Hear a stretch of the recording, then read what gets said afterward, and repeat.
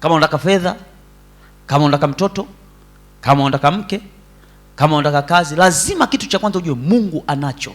Kwa ile mtumishi wa Mungu utakapoanza kujua namna ya kuanza kupenya katika siri za Mungu, sema tu wewe hauna, sio kwamba Mungu ana. Wakolosai sura ya kwanza mstari wa 16. Kwa hiyo nataka nikupe kwanza summary ya katika vitu ambavyo Mungu anavyo, hilo la kwanza. Lakini pia upate kujua kwamba sio kila wakati mtu anahitaji fedha. Kuna muda mtu anahitaji mamlaka, na si kila wakati mtu atahitaji mamlaka. Kuna muda mtu atahitaji uweza. Ndio maana nikupe summary kidogo kupate kujua kwamba sio kila muda ambao wewe, hata wewe mwenyewe shahidi wa maisha yako, sio kwamba kila muda utakuwa na shida na hela. Kuna muda hela haiwezi kukupa matokeo ambayo yale unayataka. Hebu nisome hiyo. Kwa kuwa katika yeye vitu vyote viliumbwa. Kwa kuwa katika yeye vitu vyote viliumbwa, vilivyo mbinguni na vilivyo juu ya nchi. Vilivyo mbinguni na vilivyo juu ya nchi. Vinavyoonekana na visivyoonekana. Vinavyoonekana na visivyoonekana. Ikiwa ni vitu vya enzi, ikiwa ni vitu vya enzi, au usultani, au enzi, au mamlaka, vitu vyote viliumbwa kwa njia yake. Vitu vyote viliumbwa kwa njia yake, na kwa ajili yake. Kwa mtumishi wa Mungu, jambo la kwanza nataka tuanze kuweka msingi kidogo kwenye mwezi huu. Kwa vitu vyote viliumbwa kwa njia yake na kwa ajili yake. Kwa hiyo tunapoanza kuomba kutaka kile ambacho wewe unataka kitokee kwenye maisha yako, cha kwanza si tu kwa ajili yako, ni kwa ajili yake yeye. Anasema vitu vyote viliumbwa kwa ajili yake. Ina maana kama mimi kuna vitu nitaviomba kwa Mungu kwenye mwaka huu, kuna aina ya maisha nayaomba kwa Mungu, kuna aina ya kazi ninaomba kwa Mungu, kuna aina ya mamlaka ninaomba kwa Mungu, kuna aina ya kipato ninakiomba, si tu kwa ajili yangu nionekane na hela, nionekane na gari ya thamani, nionekane na maviwanja, nionekane na mshahara wa milioni 10. Hasema si kwa ajili yangu, ni kwa ajili yake. Kwa hiyo kitu cha kwanza mtumishi wa Mungu ambacho kitakaanza kukupa ujasiri kwamba mwambie Mungu, utakaponipa hiki kitu si kwa ajili yangu. Nikikosa wewe umekosa, nikipata wewe umepata, nikivuka utukufu kwako, kwa sababu vitu vyote viliumba na kwa ajili yake. Kwa kila kitu ambacho mtumishi wa Mungu unakitaka, Biblia inasema vyote vimeumbwa kwa ajili yake. Ina maana kama kuna aina ya matokeo ambayo wewe utayamisi, ina maana wewe umekwama na Mungu amekwama.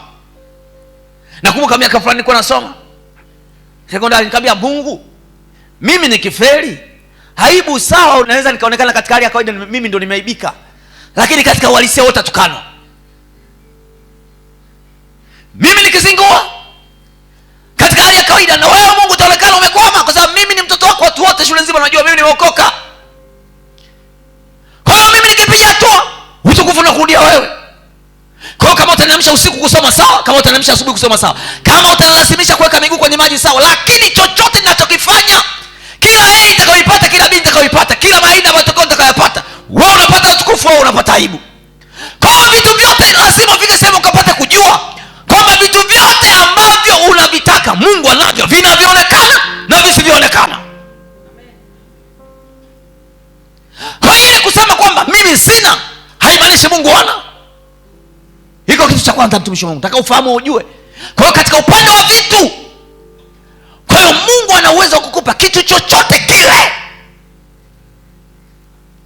Unanielewa vizuri? Kwa hiyo hilo la kwanza liingie kwenye kichwa chako. Sio mshahara anaweza kukupa, sio biashara. Mungu anaweza kukupa kitu chochote kile ambacho wewe unakitaka. Cha kwanza. Kwa hiyo wewe katika mwaka huu, kama kuna mambo unafikiria, kuna aina vitu unafikiria, kuna aina ya kazi unafikiria, kuna aina ya viwanja unafikiria, kuna aina ya nyumba unafikiria, kuna aina ya mambo unafikiria, lazima ukapate kujua Mungu anaweza akanipa chochote kile.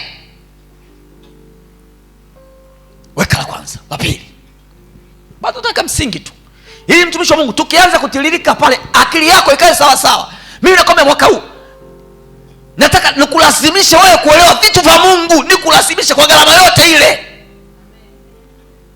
Mimi nataka Desemba tukija hapa kuna ushuhuda uonekane kwa kila mtu. Jambo la pili, kila aina ya mamlaka. Kwa sababu kuna muda mtu unaweza kuwa na hela ili una mamlaka. Kuwa na vitu peke yake haitoshi. Kuwa na hela peke yake haitoshi. Ndio maana kwamba kuwa na mali peke yake haitoshi. Lazima kuwa kuna mamlaka. Ufunuo sura ya 7 mstari wa 11 mpaka 17. Ufunuo 7 anzia ule mstari wa 11. Kuwa na vitu, mtumishi wa Mungu, kuna matajiri wapo lakini mamlaka hawana. Kwa hiyo mtu anaweza kaa kwenye mamlaka akabadilisha sheria vyovyote anavyovitaka. Hata kama una hela yako inafika sehemu haina nguvu. Kwa hiyo mtu akikaa kwenye mamlaka, mtumishi wa Mungu, wewe anaweza akaamua anachokitaka.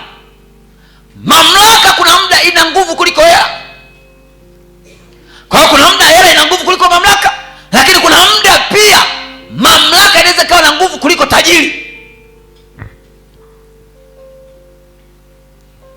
Ndio maana mmeona nyinyi kuna vipindi vimepita hapa Tanzania, vimeenda, kuna aina ya viongozi wameingia.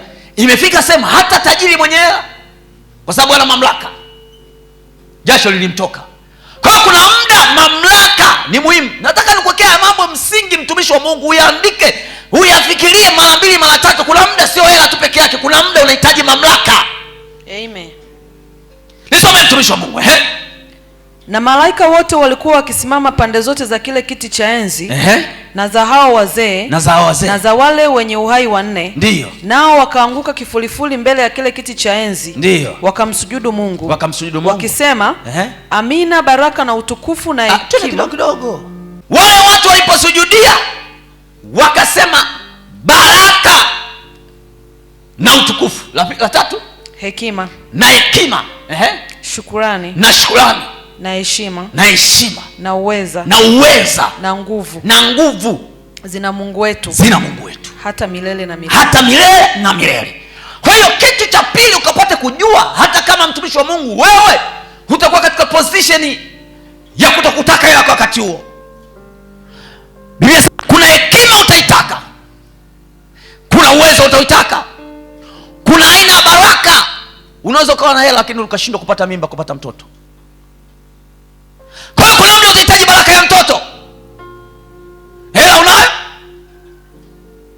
mtoto una. Kwa hiyo kuna mtu utahitaji baraka ya mtoto. Kwa hiyo sasa sio swala la hela kama la kwanza tulivyozungumza, sio swala la vitu, sio swala la mali. Ni swala la aina ya baraka fulani. Kwa hiyo ukapata kuja kwenye baraka ya namna hii, Mungu anayo. Jambo la pili asema kuna utukufu, kuna hekima, kuna uwezo. Kwa hivi ni vitu vyote. Namba 2, sio vitu vya fedha, sio vitu vya mali, ni vitu vya kimamlaka. Hapo wewe mtumishi wa Mungu, kama kuna namna ambavyo unahitaji, kuna aina ya sauti yako ya mamlaka isikike, kwamba mke wako akusikilize, kwamba mume wako akusikilize, kwamba ofisini usikilizwe, kwamba kwenye jamii usikilizwe, kwamba. Kwa hiyo kilichokosekana sio hela, mamlaka. Jambo la pili, kwa hiyo mtu sio kila mara atataka hela. Kuna muda atataka baraka aina fulani, atataka baraka ya mtoto, atataka kuna baraka ya kitu ambacho akinununiki kwa hela, atataka baraka ya upendo kwa mke wake, atataka baraka ya upendo kwa watoto wake. Ni kitu ambacho akinununiki kwa hela. Unaweza kumpata mke usipate upendo. Wengine wapo wasema mwingine anaweza kapata mtoto asione matunda ya mtoto wake. Kwa hiyo kuna aina ya baraka atataka, hiyo haipatikani kwenye fedha. Kwa hiyo kwa nini nakuwekea mambo haya mtumishi wa Mungu? Ili kulazimisha wewe mwenyewe, kila mtu anajua nini anakitaka. Jambo la pili, tuende kidogo.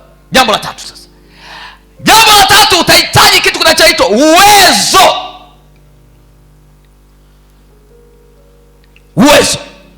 Zaburi ya 90 mstari wa 3. Zaburi ya 90 mstari wa 3.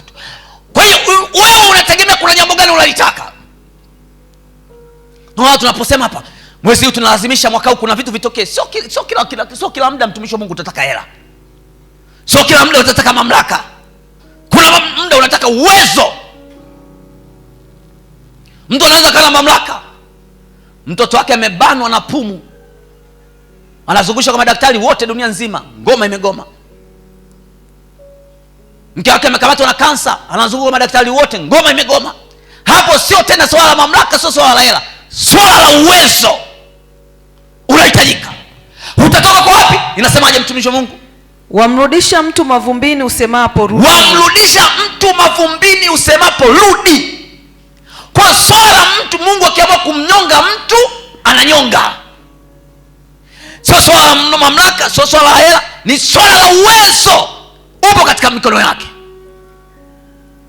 Kwa hiyo ni swala ambalo mtu hautahitaji hela, hautahitaji cheo, utahitaji uwezo wa kimungu.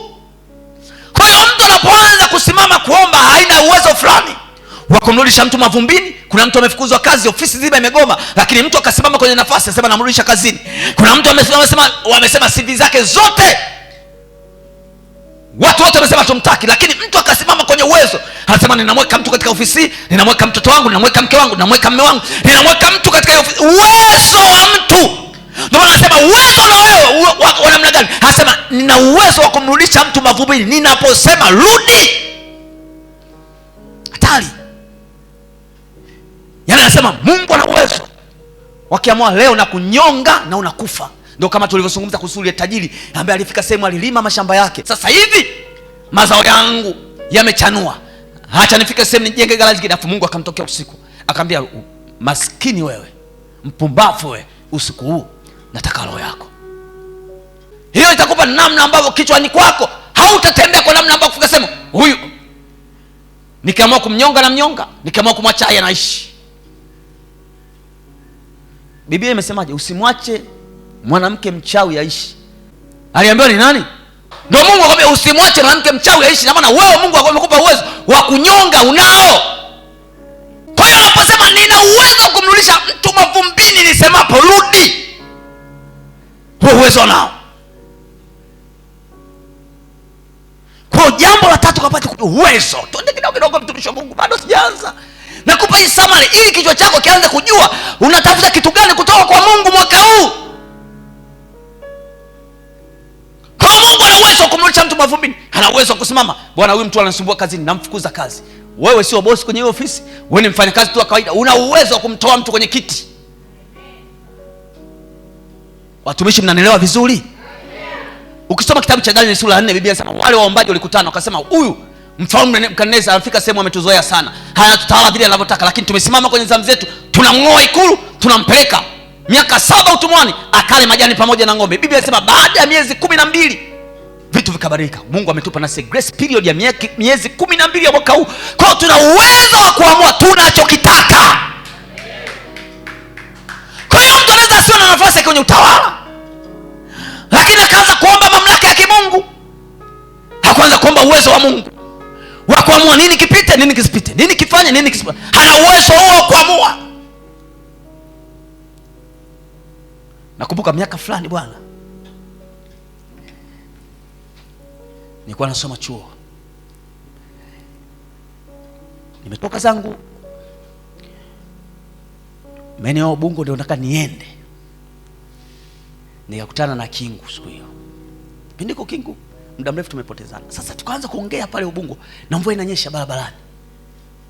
Saa 8 na mtihani, tumeanza kuongea kuanzia saa 6. Saa 8 ikafika, nikajua hapa nishachelewa mtihani. Nikasimama pale pale ndani yangu nikasema, ule mtihani nimeuahirisha, ule mtihani nimeuahirisha. Nikasema hayo maneno, nimeuahirisha. Nikapata amani, tukaendelea tukaongea mpaka jioni. Tulivyomaliza nikapanda gari, mimi nikaenda. Kufika na ulizo zangu, jamani vipi yuko? Bwana tumefika, tumekaa darasani, tunataka tuanze tu. Mwalimu kasema mtihani umeahirishwa. Uwezo una wewe. Kwa hiyo mtu unapoanza kujua, mtumishi wa Mungu, unataka kujua unatafuta kitu gani. Unanielewa vizuri? Sio kila muda tunaomba hela, sio kila muda tunaomba vitu. Kuna muda unaomba haina ya uwezo. Anasema nina uwezo wa kumrudisha mtu mavumbini nisemapo rudi. Mimi nishamwamisha mtu sehemu fulani, alikuwa ana duka lake Kila siku napita ile frame, mimi naitaka ile frame, mimi naitaka, naitamani. Nikapita siku ya kwanza, siku ya pili, siku tatu, nikamwambia Mungu namhamisha yule. Mimi namhamisha, naondoka. Anaondoka ile frame. Wewe frame zimejaa, wewe frame zimejaje? Wewe sema hujatumia mamlaka yako. Frame hata buongo hapa unaichukua. Ni maombi ya kikatili ya kibabe. Ndio, wao ongeza na roga. Unaona roga la kuhamisha. Nikapita siku ya kwanza, siku ya pili, mwezi, nikashanga ile frame imefungwa. Nikasema nishachukua ile. Baada ya muda nikashanga kuna mtu mwingine kaamia, nikasema wewe nitambue wewe. Nikapita siku ya kwanza, siku ya pili, siku tatu, nikamhamisha na yeye. Nikaenda kwa mwenye nyumba, nikamwambia mwenye nyumba, mimi nataka. Mwenye nyumba akasema sitaki sikodishi frame. Nikamwambia frame naitaka. Akasema kama hivyo utanipa kodi 70,000. Nikamwambia 70,000 sina na 50. Akajilagua pagua, akajipagua. Akasema haya lipia. Nikalipia, nikachukua frame. Uwezo wa kumchomoa mtu mahali. Wa kumchomoa mtu mahali. Wa kumchomoa mtu mahali una wewe. Kama Mungu ana uwezo wa kunyonga, shino kumchomoa mtu sehemu. Watatoka kwa jina la Yesu. Nasema watatoka kwa jina la Yesu. Nasema watatoka kwa jina la Yesu. Ndio, sina huruma. Kama wao wana huruma, na wewe usio na huruma. Kuna muda usio na huruma. Zaburi ya 113 mstari wa 7 mpaka 8. Ila sina, mimi nikasema ile shati mimi nimechukua. Nikapita wiki ya kwanza, wiki ya pili, wiki ya tatu, wiki ya mwezi. Nikapata hela yangu, nikaibuka pale. Nikaikuta bado ipo bwana. Au iko kwenye mdoli kabisa, nje imevaliwa hivi. Nikaingia ndani, sasa nikawa nishasahau muda mrefu. Muda mrefu nishasahau. Kwa nikaanza kutafuta suruali, naona suruali sikuzipenda. Ile natoka tu nje kwenye ile frame. Nikaona ile shati. Mungu akaniambia unakumbuka ile shati? Ulipiga top kipindi kwenye mdoli. Chukua nguo yako. Ishapigwa na mavumbi chafu, kola imechafuka. Uwezo una Mungu. Amen. Utatembea nao kwa jina la Yesu. Amen. Somea mtumishi wa Mungu, Humuinua mnyonge kutoka mavumbini. Humuinua mnyonge kutoka mavumbini. Na kumpandisha maskini toka jahani. Na kumpandisha maskini kutoka jahani. Amketishe pamoja na wakuu. Amketishe pamoja na wakuu. Pamoja na wakuu wa watu wake. Pamoja na wakuu wa watu wake. Kwa hiyo mtu hata kama maskini, lakini hana hata 100, anaishi maisha ya shilingi 1,000 kwa siku. Lakini anapoanza kujua kwamba uwezo wa Mungu una uwezo wa kumwinua mtu maskini, na akaujua, sio maskini tena. Amen. Kwa hiyo maskini sio swala la hela. Maskini ni swala la mtu kutokujua kwamba ni nani anaweza kanitoa katika umaskini huu na kanipandisha mahali nikaketi na watu fulani. Sio uwezo wa hela, ni uwezo wa kutokujua. Kwa hiyo mtu akijua kwamba kumbe Mungu ana uwezo wa kumwinua mnyonge kutoka mavumbini kabisa. La pili, ya kumtoa masikini katika hali ya hoi bin tabani na akamketisha mahali. Kwa hiyo mtu yote hata kama ni maskini, hata kama ana kitu, lakini anapoanza kupata aina ufahamu kwamba pamoja na hali iliyonayo, pamoja na maisha aliyonayo, pamoja na mahali anapopita, lakini uwezo wa kutoka kwenye maskini huu na kuwa katika maisha fulani na kuniketisha na wakuu una wewe, nasema utatoka hapo, kwa sababu kuna ufahamu umeanza kutembea nao. Na Mungu anapoanza kuona wewe umepata aina ufahamu, unaanza kutoka kwa jina la Yesu. Amen. Ndio kitu cha kwanza. Mtu ambaye anapita kwenye hali ngumu ya maisha anachofikiria, nani atanisaidia? Umeshafeli. Kumbe Zaburi ya 113 mstari wa 7 imetupa neno kwamba mtu ambaye ana uwezo wa kumtoa mtu katika umaskini sio mtu, sio degree, sio masters, sio ndugu zake, sio mume wake, sio baba yake, sio watu waliozaliwa mahali pamoja. Kumbe mtu ambaye ana uwezo wa kumtoa mtu katika hali ya umaskini una nani? Una Mungu. Anasema mimi Mungu nimtoe mtu katika umaskini, nimtoe mtu katika mavumbini, nikamwinua, nikamketisha pamoja na wakuu. Mtumishi wa Mungu, hii unataka uielewe mapema, ili tutakapoanza kupiga mwezi huu, kuna vitu mwenye utaanza kuona vinabadilika, kwa sababu kuna ile ufahamu umeingia. Amen. Kwa hiyo mtu ambaye ana uwezo wa kumtoa mtu katika hali duni, sio mshahara wa milioni 6, sio ndugu walizaliwa tumbo moja wanafanya kazi serikalini, So ndugu zake ambao wanafanya kazi sehemu fulani, kumbe uwezo wa mtu kutoka katika mavumbi una Mungu. Nasema unatoka kwa jina la Yesu. Amen. Nasema Yesu. Yes. Kila mahali nilipokaa, mahali pa kinyonge, mahali pa kumaskini, mahali pa maisha magumu, mahali ambapo sina thamani, mahali ambapo sina sauti, jioni ya leo ninatangaza kwa jina la Yesu, kwa jina la Yesu, ninatoka kwenye unyonge, ninatoka kwenye maskini, kwa sababu uwezo wa kumtoa hapa una Bwana. Nami nimekamata uwezo wako mwaka 2026, ninatoka kwenye hii hali kwa jina la Yesu, kwa jina la Yesu. Kwa mtumishi wa Mungu, wewe usipongangana, sio swala babako mkubwa, sio baba yako, sio mke wako, sio degree, ni swala la wewe umeshindwa kujua. Sema amina basi. Kwa hiyo wewe usipojua neema ya kunitoa hapa ina nani? Ina Mungu. Mungu anasema, bwana mtumishi, mimi mshahara wangu mdogo, ngoja nikasome masters. Sawa, nenda kasome. Niongeze PhD, nenda kasome. Lakini uwezo kumtoa mtu katika maskini, Biblia haijasema mtu mwenye PhD hapo. Haijasema mtu mwenye masters. Imesema uwezo wa kumtoa mtu katika hali una Mungu. Amen. So kama unazao shule muhimu, lakini priority yako ya kwanza kichwani isiwe kitu kingine, Mungu wa kwanza. Amen. Sasa twende kidogo. Kwa shule hiyo ambayo nimekupa tu muktasari wake, kuna vitu nataka kuanza kufikiria tofauti. Jambo la kwanza, unapotaka kusababisha jambo kutokea kwenye maisha yako, kutokea kwenye mambo manne ambayo nimekutangulizia: jambo la vitu, jambo la mamlaka, jambo la uwezo, jambo la kuamua.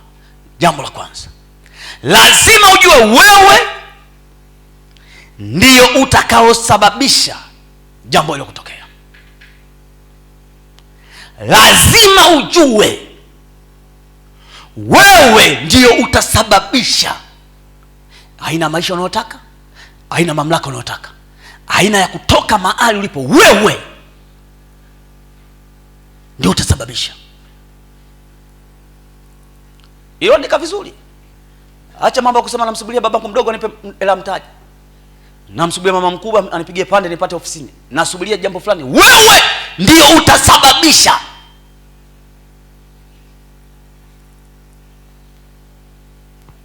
Kwa hiyo kama wewe usipojua kwamba haya mambo yote manne ya kusabia mara ya kwanza, jambo la vitu vyote vina Mungu, jambo la kimamlaka, jambo la uwezo wa kuamua, kama wewe hautajua, kama wewe utaamua kusababisha aina ya kitu unachotaka, hakuna kinachotokea. Kwa hiyo hilo jambo la kwanza liingie. Kwa hiyo kuanzia leo nilikwambia uwezo wa kumtoa mtu kutoka mavumbini ni juu ya Mungu. Kwa hiyo lazima uanze kujua mimi ndo nitasababisha kutoka kwa Mungu. Mungu nimsababishie kitu anitoe katika mavumbi aniweke hapa. Mimi ndo nitafanya kitu Mungu amsababishie muujiza kunitoka hatua hii aniweka hapa.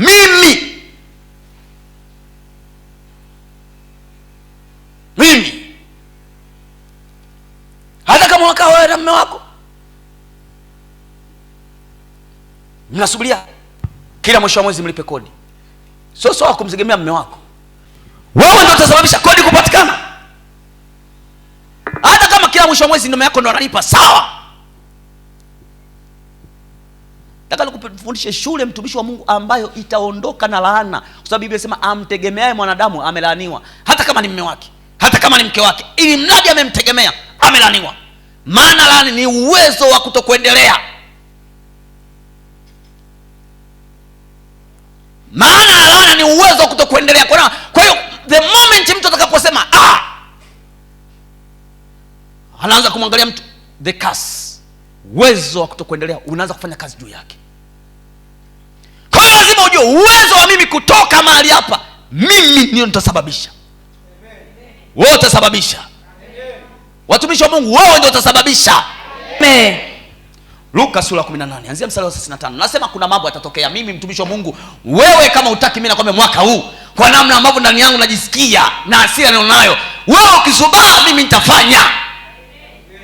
Mimi nakubeba kwenye ng'ombe, utataka utaki, unashangaa utaelea, hata utakutoa miguu yako. Biblia watu wanasema unabeba kwenye mbeleko unatoa miguu, wewe toa miguu, lakini mimi nitakufikisha. Amen. Toa hata miguu yako tu. mimi nitakufunga tena kamba mpaka ufike. Amen. Haiwezekani kakana wewe mwaka wa kwanza mwaka wa pili mambo yako vile haitatokea kwangu. Amen. Haitatokea kwangu. Amen.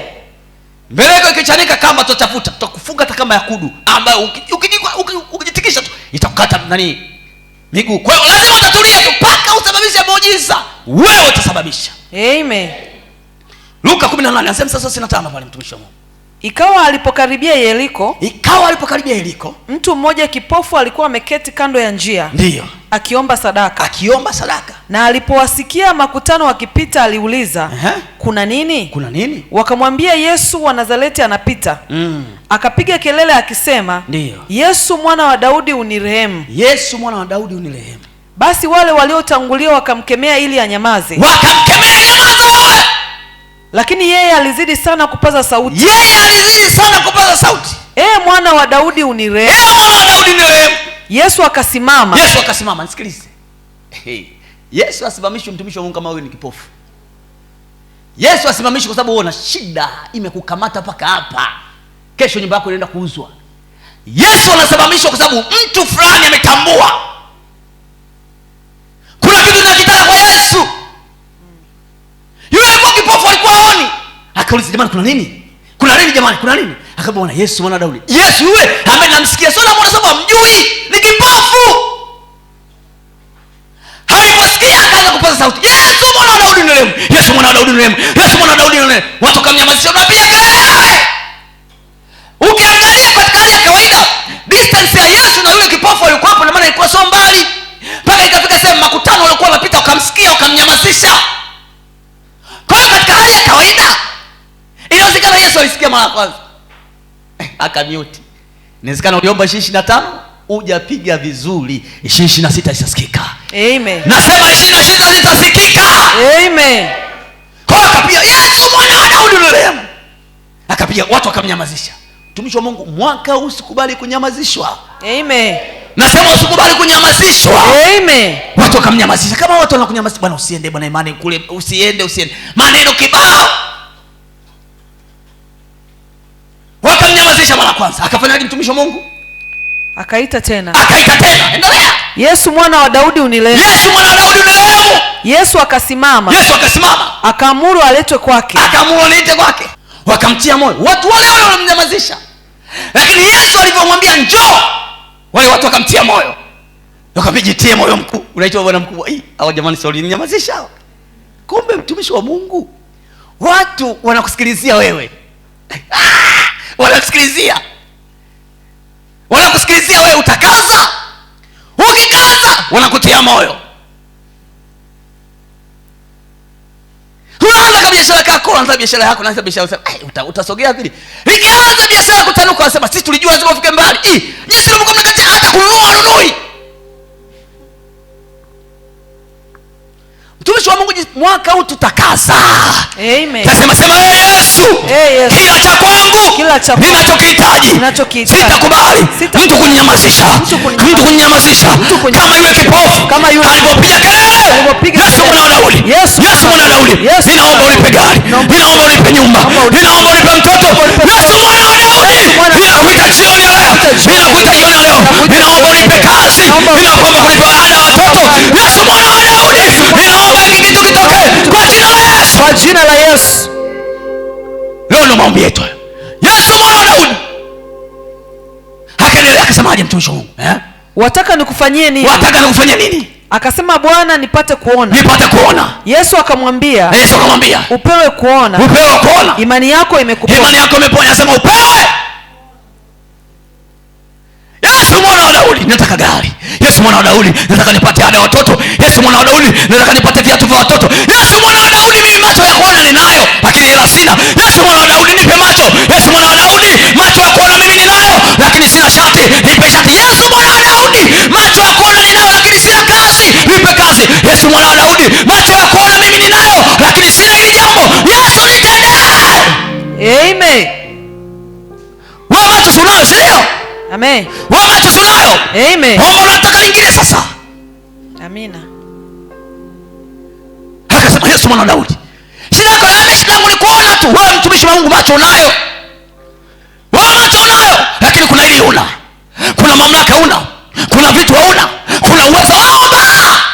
Amen. Alikuwa kipofu, lakini alitambua ndani yake uwezo wa kusababisha uponyaji wangu upo juu yangu. Amen. Nisome kitabu kile cha Yohana sura 5. Tuone kidogo. Mtumishi wa Mungu, wewe nakwambia mwaka huu wewe lazima tu. Yohana 5 anzia mstari wa kwanza mpaka 8 pale. Baada ya hayo palikuwa na sikukuu ya Wayahudi. Naye Yesu akakwea kwenda Yerusalemu.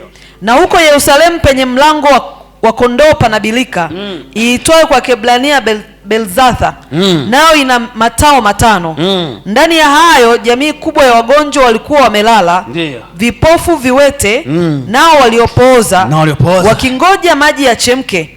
Kwa maana kuna wakati ambapo malaika hushuka akaingia katika ile bilika, akayatibua maji. Basi yeye aliyeingia wa kwanza baada ya maji kutibuliwa akapona ugonjwa wote aliokuwa umempata. Na hapa palikuwa na mtu ambaye amekuwa hawezi kwa muda wa miaka 38. Miaka 38. Can you imagine mtumishi wa Mungu? Miaka 38 mtu amekaa. Endelea mtumishi wa Mungu. Yesu alipomwona huyu amelala, muona, ali mtu anataka kupona, amelala. Je, watumishi wa Mungu? Yaani wewe kuna aina matokeo unayotaka, umelala. Mtumishi wa Mungu, Jumamosi leo nimechoka, Ijumaa nimechoka, je nipumzike kidogo. Wewe yaani kuna mtu amepumzika kabisa. Miaka 38. Katika ishara moja hapo anasema huyu mtu kumbe kilichomsababisha kulala miaka 38, huyu jamaa mvivu. Miaka 38 amelala. Sasa sababu utakusababisha kwa nini mtu amelala? Soma mstari unaofuata. Yesu alipomwona huyu amelala, naye akijua ya kuwa amekuwa hali hiyo siku nyingi, alimwambia, wataka kuwa mzima? Angalia, anamuuliza, je, wataka kuwa mzima? Angalia jibu lake na wewe. Yule mgonjwa akamjibu, akasemaje? Bwana, mimi sina mtu wa kunitia bilikani yanapotibuliwa maji. Unataka Mungu akupe? Mimi sina mtu serikalini. Wewe mimi sina mtu kwenye hiyo ofisi. Wewe ndio wa kusababisha aina matokeo yako. Amen. Wewe unaumwa miaka mingapi? Mimi bwana, ndugu yangu wote, yani kila anayempigia simu fikiri anajali basi. Hakuna anajali hata mmoja. Watoto wengine nimewasomesha, mtumishi wa Mungu huwezi kuamini, nimekaa nao. Mimi na wadogo zangu kibao wamepita mikononi mwangu. Kila ndugu aliyopita katika mimi nimemtafutia kazi. Lakini hata siku moja siwasumbui. Naombea. Wengine nimewasomesha lakini hata siku moja. Sasa piga mahesabu, lakini ukishoka mimi sichoki, mimi sichoki. Lakini napiga mahesabu labda kama ningekuwa labda mnyonge nimechoka. Nasema hata wewe haujanitia kwenye bilika. Mtumishi wa Mungu, kaza, wewe ndio wa kuamua. Miaka 38 Yesu anamtokea. Hapa, Bwana vipi? Unataka nikufanya nini? Yesu, mimi unavyoniona sina mtu tu. Mimi sina mtu. Kama wewe vile unahangaika, mimi sina mtu. Mtumishi wa Mungu, mimi nilitafutaga mtu miaka na miaka, hakuna mtu alinisaidia. Mungu anakutokea mwaka 26. Mtumishi, kuna aina maisha unayotaka? Mimi sema tu mtu sina kwenye ile ofisi. Mimi mtu tu sina. Ningepata mtu pale. Hebu kaongea na mama fulani, kuna mtu fulani anamjua naye kwenye ile ofisi. Mtu wa nini wewe? Mungu anaweza akamuumba mtu wake akamweka mahali afu akakusababisha wewe muujiza wako. Amen. Some Mwanzo 18. Mungu anaweza akamtengeneza mtu ambaye hayupo akatokea kama mtu na akakaa mahali na akafanya shughuli zote. Ndio maana siku moja niliwaambia mtumishi wa Mungu, tulikuwa tunaomba juu ya ulinzi, nikakwambia sisi tutaomba watu watakuwa wanazunguka nyumba zetu, watakao kwenye maduka yetu. Yaani watu wakifika sema, unajua hao jamaa mbona walali? Wana walinzi wameweka, kumbe sio walinzi. Tunaomba watu, malaika wanageuka kwa watu. Soma Zaburi 18, Mwanzo 18. Yesemaje? Bwana akamtokea Ibrahimu karibu na mialo ya Mamre. Alipokuwa ameketi mlangoni pa hema ya mchana wakati wa hari. Akainua macho yake akaona, na tazama watu watatu wamesimama mbele yake. Aliyemtokea kwanza nani? Bwana. Aliyemtokea nani? Mungu. Aliyemtokea Mungu. Afu yeye alipoona akaona nini? Watu watatu. Kwa Mungu yeye mwenyewe akajifunza katika watu watatu. Aliyemtokea alikuwa ni Mungu, lakini wale watu walipoona wakaona kama watu watatu. Kwa sisi tuna uwezo wa kutafuta mtu tukamvunja katika sisi tunavyotaka, akakaa kwenye ofisi ile, akakaa kwenye ofisi ile, akakaa kwenye ofisi. Tutakapotokea sisi watu wakasema amehudumia na mtu ule ofisi, kumbe hajajua sio mtu, tumemweka Mungu pale anatuhudumia. Amen. Kama tunaona Mungu alimtokea Ibrahimu na watu, na Mungu akasema mimi nimemtokea Ibrahimu katika mwale, alafu Ibrahimu alipoona akaona watu watatu. Angalia sasa kichotokea. Endelea mtumishi wa Mungu. Naye alipoona alipiga mbio kuwalaki kutoka mlangoni pa hema, akainama mpaka nchi. Ndiyo. Akasema, Bwana wangu, kama nimeona fadhili machoni pako, na kuomba usinipite sasa mimi mtumwa wako. Ndiyo. Na yaletwe basi maji kidogo mkanawe miguu, mkapumzike chini ya mti huu. Nami nitaleta chakula kidogo, mkaburudishe moyo. Anayekula nani hapo? Malaika. Mungu. Tumeni vizuri watumishi wa Mungu. Ya kwanza aliyemtokea ni nani? Mungu. Amegawanyika katika sehemu tatu. Wanaangaliwa, wanakuta ni watu, alafu anaandaliwa mainyo. Mwaka huu mtumishi wa Mungu utamweka. Amen. Ni Mungu anamtokea. Alafu Ibrahimu anaangalia, anaona kama watu, anaandaa chakula, wanakula na kunywa. Baada ya kula ikatokea nini mtumishi wa Mungu? Nisikize mtumishi wa Mungu. Ndio maana kwamba katika jambo lingine tutajifunza mbeleni. Weka menyu kwa watu, watunze watumishi wa Mungu. Amen. Alipogonga menyu kingine kikatokea. Wakamwambia, yu wapi Sara mkeo? Yu wapi Sara mkeo? Akasema, yupo hemani. Yuko hemani. Wakamwambia, hakika nitakurudia wakati huu mwakani, na tazama Sara mkeo atapata mwana wa kiume. Baada ya kufanyaje? Baada ya kula. Baada ya kula muujiza ukatokea. Alikula ni nani pale? Mungu. Mungu. Kwa hiyo huyu mtu wa miaka 38 anatokewa, anasema sina mtu. Kumbe hajajua Mungu ana uwezo wa kufika sehemu kuvaa umbo la mwanadamu na watu wote wakamwona ni mwanadamu. Kumbe ni Mungu. Kumbe ni Mungu. Huyu kipofu alijua, mimi sihitaji mtu kunitia birikani, mimi sihitaji mtu kunishika mkono nipeleke kwa Yesu. Mimi ninachohitaji kwamba mimi nimejua kuna aina ya matokeo nayataka, nitayasababisha. Nasema tutasababisha kwa jina la Yesu. Amen. Wafalme wa pili sura 5. Twende kidogo kidogo. Leo mtumishi wa Mungu paka shule hivi. Paka shule hivi. Paka shule hivi. Anzia mstari wa 9 mpaka 12. Wafalme wa pili sura 5. Wewe utajua kwamba mimi ni kipofu sawa. Mimi niko kwenye hali sawa. Mimi niko kwenye maisha sawa. Lakini mimi ndio nitasababisha ndugu zangu kupata maisha. Mimi nitasababisha ndugu zangu kujenga. Mimi nitasababisha, ni mimi. Amen. Sema yes. Yes. Mimi sio kama yule aliyelala miaka 38. Mimi sio kama yule aliyelala miaka 38. Mimi macho ninayo. Mimi macho ninayo. Sina hiki kitu. Sina hili jambo. Ninaita jioni ya leo. Ninaita jioni. Yesu mwana wa Daudi. Yesu mwana wa Daudi. Nionekanie kwenye hili. Nionekanie kwenye hili. Kwa hiyo unajua. Kwa hiyo utakapoanza kumuita unashangaa kuna watu atatokea kama mtu. Yesu atatokea kama mtu. Kama mtu atatokea. Amen. Atatokea kama mtu. Amen. Mimi nakwambia kuna M-Pesa utashangaa zinaingia. Jina la wakala. Unatafuta namba uioni. Mzigo umetoka juu. Mzigo umetoka juu. Amen. Mizigo mingine anashuka watumishi wa Mungu. Nyinyi kama alifika sehemu akachusha mana, mizigo itashuka. Amen. Soma mtumishi wa Mungu, Basi Naamani akaja na farasi wake na magari yake. Akaja farasi yake na magari yake mwenyewe, mkuu wa majeshi huyu, Akasimama mlangoni pa nyumba ya Elisha. Ndio. Naye Elisha akampelekea mjumbe akisema, ani jamaa hajatoka nje. Sikiliza mama yangu, twende kidogo kidogo. Hajatoka nje, akampelekea mjumbe. Ni mkuu wa majeshi, ana cheo kwenye nchi. Na mimi namwomba Mungu anitie ujasiri. Anakuja mtu tajiri huko mwenye vyeo, afu mimi nijifungia zangu ndani tu. Na mtu Mose, mwambie yule mtu. Haleluya! Amen. Anamwambiaje? Nenda ukaoge katika Yordani mara 7. Anamwambia nenda kaoge. Anamtuma mtu, sio yeye anamwagiza. Amemtuma mjumbe, jamaa kaala ndani amepumzika.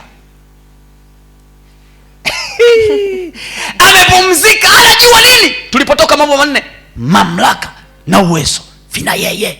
Amen. Hiyo mtumishi, hiyo shule nataka iingie. Tunaenda tunarudi kwenye msingi wetu wa kwanza, mamlaka na uwezo una yeye. Mamlaka na uwezo una yeye. Amen. mara 7. Amani akasemaje? Na nyama ya mwili wako itarudi nao utakuwa safi. Lakini Naamani akakasirika. Basi mkuu wa majeshi na hela anashindwa kujua kule sio kila kitu kinaweza kuwa solved na hela. Sio kila kitu kinaweza kuwa solved na mamlaka. Kuna muda hela haifanyi kazi. Kuna muda cheo hakifanyi kazi. Inahitaji nini? Uwezo. Amen. Kuna muda hela, mtumishi wa Mungu, inagoma. Hapa ndio Elisha akataka kuonyesha kwamba hela kuna muda inagoma. Mamlaka yako ya cheo inagoma. Ngoma inahitaji hapa sio hela, sio mamlaka, uwezo wa kuponya. Nipe maneno ya Mungu. Akaondoka akasema, tazama nalidhani bila shaka atatoka kwangu na kusimama mbele yangu na kuomba kwa jina la Bwana kama mimi ninavoombea hivi, ninavoombea nawekea mikono na kupitisha mkono wake mahali penye ugonjwa na kuniponya mimi mwenye ukoma. Lakini amebeba nioge. Endelea mtumishi wa Mungu. Je, Abana na Falal mito ya Dameski si bora kuliko maji yote ya Israeli? Ndio. Je, siwezi kujiosha ndani yake na kuwa safi? Na mimi ni mchafu? Akageuka akaondoka kwa hasira. Watumishi wake wakamkaribia wakamwambia wakasemaje? Baba yangu, kama yule nabii angalikuambia kutenda jambo kubwa usingelitenda? Anamwambia mzee, hela unayo, mamlaka unayo, uwezo una. Sikiliza maelekezo.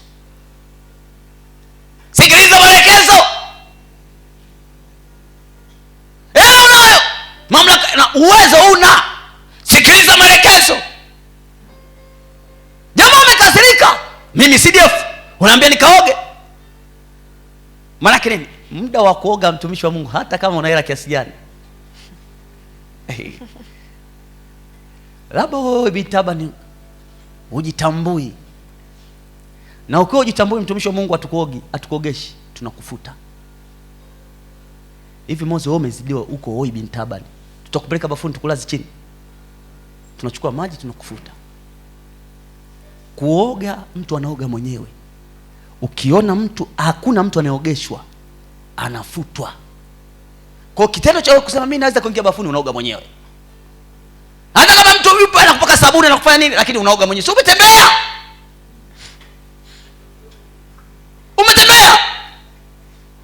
Kwa mzee akajua hela unayo, mamlaka unayo, lakini uwezo wa kuponya ukoma una.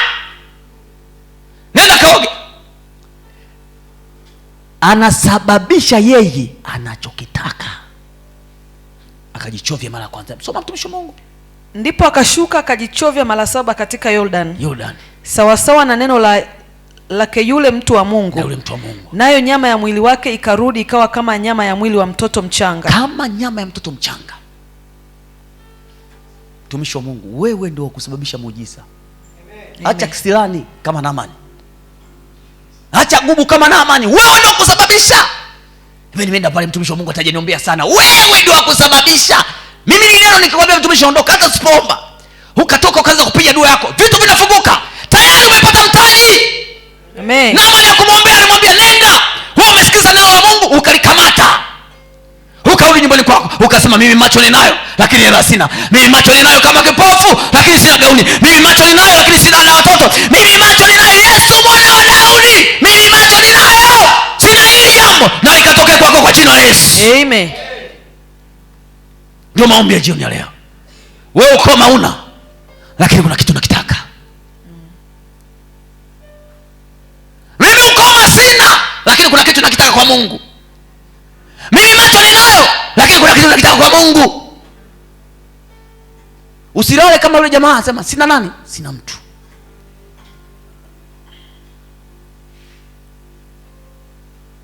Kuna mambo nataka tuombe leo jioni. Leo tunaomba maombi ya kigaidi. Mwambie Mungu, mimi macho ninayo. Mimi macho ninayo, lakini umemwona udogo huyo. Nimelipia tunusu, wamenipokea shuleni kwa kuomba. Anatakiwa ada ikamilike. Umeona hiki kiwanja Mungu? Mimi macho ninayo, lakini kiwanja kina mawe, jaza mawe. Mimi macho ninayo Mungu, na mbona macho ninayo, lakini mwenye nyumba kodi sina. Macho ninayo, lakini sina kazi. Karama shantali babasa. Wewe ndio kusababisha muujiza. Ukoma sina, macho ninayo, lakini ni jambo nataka. Simama kwa miguu yako. Wewe ndio kusababisha muujiza wako katika jina la Yesu. Aya. kala mashantoli kabaseke lima mashanto kori bashanta rama shantoli kabaseke rika bashanto kalabashende lima masanto kari. Yes, lima mashente kori